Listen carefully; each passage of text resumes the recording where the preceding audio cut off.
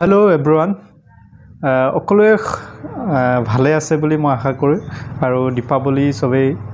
ভালদৰে উদযাপন কৰিলে বুলি মই আশা কৰিছোঁ আৰু মই লেটকে হলো আপোনালোকক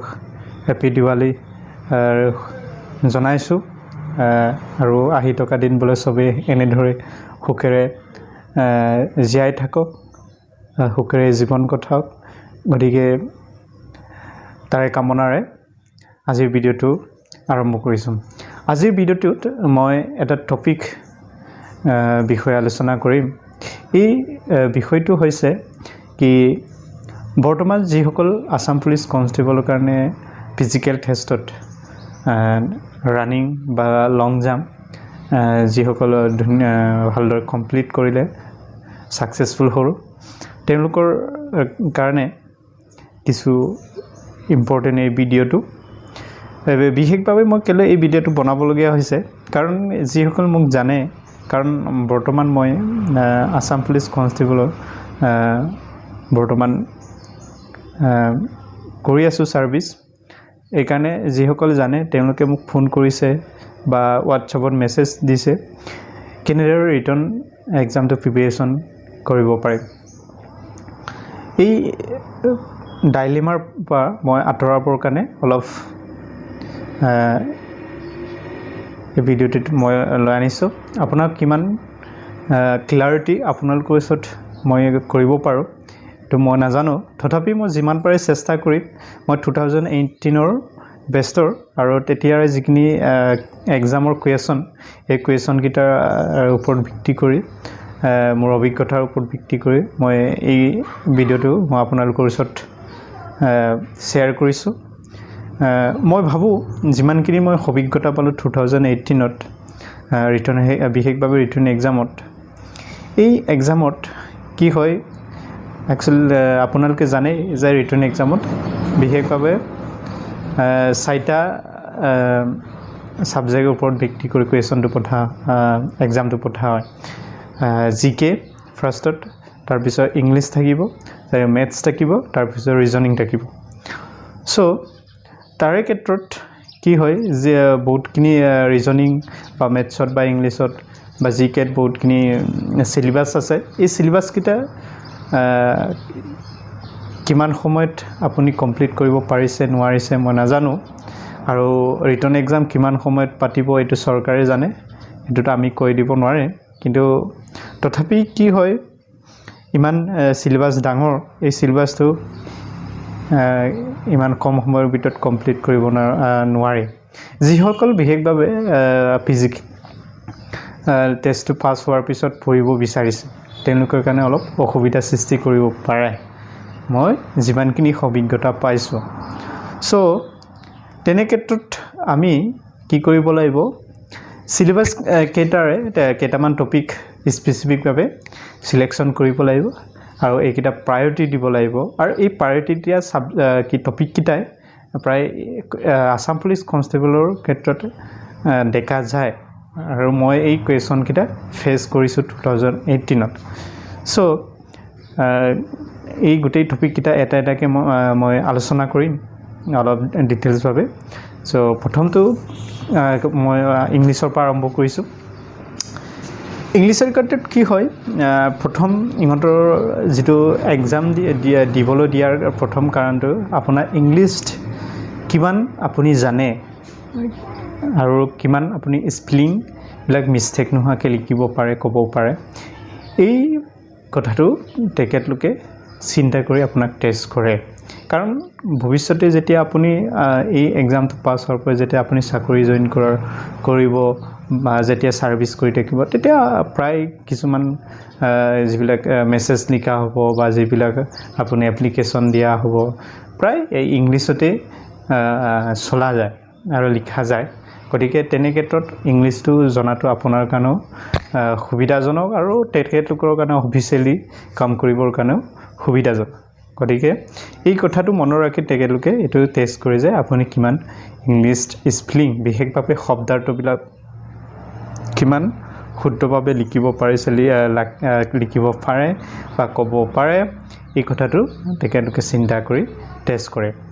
তেনে ক্ষেত্ৰত তাৰে কেইটামান টপিক বিশেষভাৱে প্ৰায়ৰিটি দিয়া যায় প্ৰথমটো হৈছে এণ্টনিম আৰু চিনোনিম অৰ্থাৎ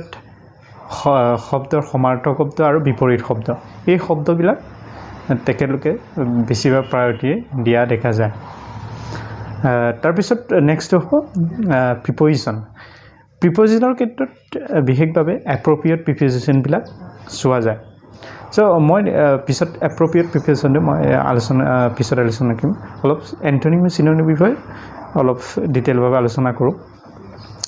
তাৰমানে কি হয় এণ্টনিম চিনোনিম আপুনি গমেই পায় যে যিসকল প্ৰিপেৰেশ্যন কম্পিটিটিভ এক্সামৰ কাৰণে প্ৰিপেৰেশ্যন কৰি আছে তেওঁলোকে জানেই বা অলৰেডি তেওঁলোকে শিকিছেই যে এণ্টনিম চিনোনিম অন্য কম্পিটিটিভ এক্সামতো বহুতখিনি ইম্পৰ্টেণ্ট বাবে বিশেষভাৱে প্ৰায়ৰিটি দিয়া দেখা যায় চ' তেনেক্ষেত্ৰত যিসকলে বৰ্তমান ষ্টাডি কৰি আছে বা জানে তেওঁলোকৰ কাৰণে ইমান অসুবিধা নহ'ব বুলি মই ভাবোঁ আৰু যিসকল নতুন তেওঁলোকে অলপ হয়তো অসুবিধা পাব পাৰে গতিকে এণ্টনিম চিনোনিমটো শিকিবৰ কাৰণে অলপ চেষ্টা কৰিব তাৰমানে কি হয় এটা শব্দৰ যিটো চিনোনিম বুলি ক'ম এটা শব্দৰ 4-5টা সমাৰ্থক শব্দ থাকে সেই সমাপ্ত শব্দবিলাক কি হয় কুৱেশ্যনত দিয়া থাকিব এই শব্দৰ এটা শব্দ দিয়া থাকিব এই শব্দৰ কোনটো শুদ্ধ সমাৰ্থক শব্দ হয় এইটো বাছি উলিয়াবলৈ ক'ব তেনেধৰণৰ প্ৰশ্ন আহিব চিনোনিমত আৰু এণ্টনিমত তেনেকুৱাই যে এটা শব্দ দিয়া থাকিব যিটো শব্দৰ এটা বিপৰীত শব্দ থাকিব এই বিপৰীত শব্দটোকে 4টা অপশ্যনৰ পৰা বাছি উলিয়াব লাগে এই ধৰণৰ প্ৰশ্নবিলাক তাত দিয়া দেখা যায় গতিকে এই টপিক বিশেষভাৱে গুৰুত্ব দিব লাগে চ' আৰু টিপছ এটা মই দিব বিচাৰিছে এই এণ্টনিম চিনোনিমবিলাক যদি আপুনি ইমপ্ৰুভ কৰিব বিচাৰে গতিকে যদি বিচাৰে তেতিয়াহ'লে ইংলিছ নিউজ পেপাৰ হয়তো আপুনি নেশ্যনেল লেভেলৰ পঢ়িব পাৰে বা ষ্টেট লেভেলৰ নিউজ পেপাৰো পঢ়িব পাৰে আপোনাৰ মনৰ কথা তাৰে ভিতৰত কি হয় যেতিয়া আপুনি নিউজ পেপাৰ পঢ়ে নিউজ পেপাৰৰ ভিতৰতো এডিটৰিয়েল পেজ যিটো সম্পাদকীয় পেজ থাকে এই সম্পাদকীয় পেজটো বিশেষভাৱে আপুনি গুৰুত্ব দিব কাৰণ এই সম্পাদকীয় পেজটোত কি হয় বিভিন্ন ধৰণৰ ৰাইটাৰ লিখা যায় একচুৱেলি এই ৰাইটাৰসকলে অকল এজন লিখকেই নহয় তেওঁলোকে গভৰ্ণমেণ্ট ছাৰ্ভিচত হয়তো কাম কৰি যোৱা কিছুমান এক্স ছাৰ্ভিচমেন বিভিন্ন ধৰণৰ ডাঙৰ পোষ্টত আছে ছেক্ৰেটাৰী লেভেলৰ থকা বা ইকনমিষ্ট হ'ব পাৰে তেওঁলোকৰ অপিনিয়ন তাত পোৱা যায় গতিকে এই অপিনিয়নবিলাক কি হয় বহুত ধুনীয়া শব্দ বিভিন্ন সিচুৱেশ্যন বা কিন্তু সময়ত কেনেদৰে শব্দবিলাক ব্যৱহাৰ কৰে তেখেতলোকে এইটো জানে আৰু লিখে গতিকে এই শব্দবিলাক আমি জানিবলৈ চেষ্টা কৰিব লাগে এইকাৰণে কি হয় নিউজ পেপাৰ পঢ়িলে বিশেষভাৱে গুৰুত্ব দিব লাগে এডিটৰিয়েল পেজটো তেতিয়া আপোনাৰ কি হয় এই এণ্টনিম চিনোনিমটো সহজভাৱে আপুনি ইমপ্ৰুভ কৰিব পাৰিব মই এনেদৰে প্ৰিপেৰেশ্যন কৰিছিলোঁ চ' নেক্সট যিটো প্ৰিপজিশ্যনৰ কথা কৈছোঁ মই ভাবোঁ যিসকল কম্পিটিটিভ এক্সামৰ কাৰণে প্ৰিপেৰেশ্যন কৰি আছে তেওঁলোকে জানিব লাগে আৰু জানে চাগে বিশেষভাৱে এপ্ৰপ্ৰিয়েট প্ৰিপজিশ্যনটো কি হয় যি সবেই জানে যে ক্লাছ 9-10ৰ পৰা প্ৰায় পোৱা যায় প্ৰিপজিশ্যন যিয়ে আপোনাৰ ডিগ্ৰী লেভেললৈকে ইংলিছ প্ৰায় যিসকল পায় তাতে প্ৰিপজিশ্যন প্ৰায় প্ৰায়ৰিটি দিয়া দেখা যায় গতিকে এপ্ৰপ্ৰিয়েট প্ৰিপজিশ্যন মানে কিনো এপ্ৰপ্ৰিয়েট প্ৰিপজিশ্যন মানে এইটোৱে হৈছে যে কিছুমান শব্দৰ ক্ষেত্ৰত বিশেষ প্ৰিপজিশ্যন বহা দেখা যায় যাতে শব্দৰ লগত এই প্ৰিপজিশ্যন বহুৱা দেখা নাযায় যেনেদৰে মই যদি এক্সাম্পল এটা লওঁ ফ্ৰেজ মানে অৰ্থাৎ প্ৰশংসা ফ্ৰেজ ফৰহে আহে তাৰ লগত ইন বা অফ প্ৰায় লিখা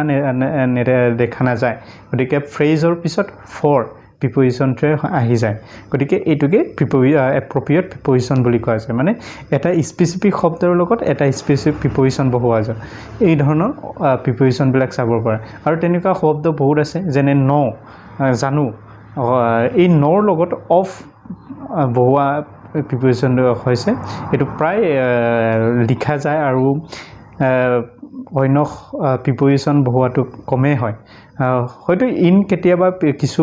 স্পেচিফিক চিটুৱেশ্যনত বা গ্ৰামাৰাইজেশ্যন নিয়মৰ মতে বহুৱা দেখা যায় তথাপি অফ বহুৱা হয় আৰু নাথিঙৰ ক্ষেত্ৰত নাথিং অফ লিখা যায় তাৰপিছত লেকৰ লগত ইন প্ৰায় লিখা নাযায় অফহে লিখা হয় লেকৰ লগত